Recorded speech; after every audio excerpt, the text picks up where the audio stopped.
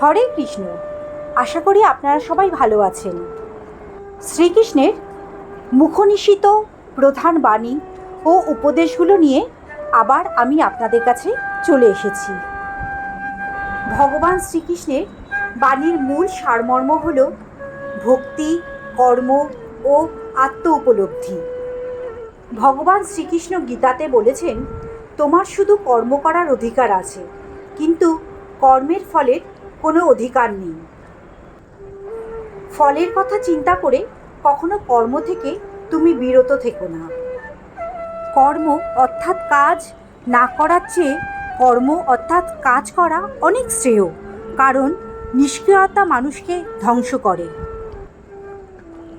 ভগবান শ্রীকৃষ্ণ বলেছেন, আমাদের জীবনে যা হয়েছে তা ভালোই হয়েছে, যা হচ্ছে তা ভালো হচ্ছে, আর যা হবে সেটা ভালোই হবে।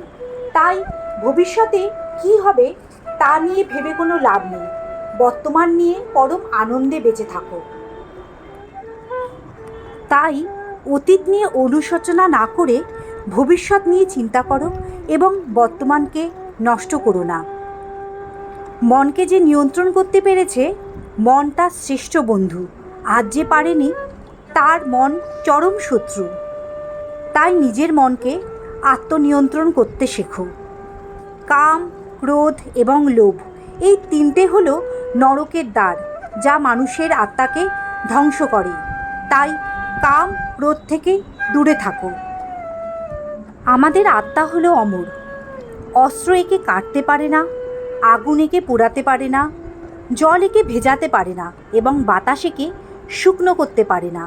আত্মা হলো অমরত্ব। এই সংসারে পরিবর্তনই হলো একমাত্র চিরন্তন নিয়ম।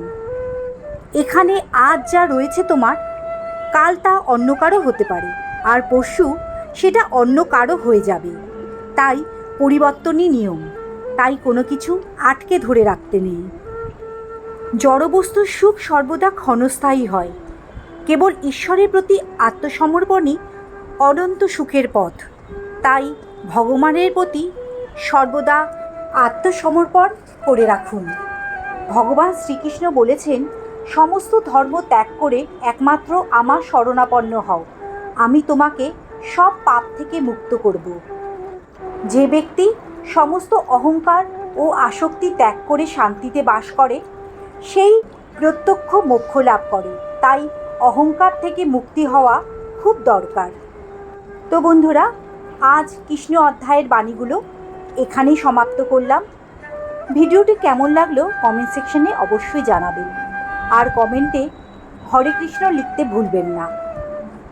কৃষ্ণ কথার এই ভিডিওটি যদি আপনাদের ভালো লেগে থাকে, তবে অবশ্যই আপনারা এই ভিডিওটি শেয়ার করুন। ভালো থাকুন, সুস্থ থাকুন, ভগবানের কাছেই প্রার্থনা করে আমি এই ভিডিওটি শেষ করলাম।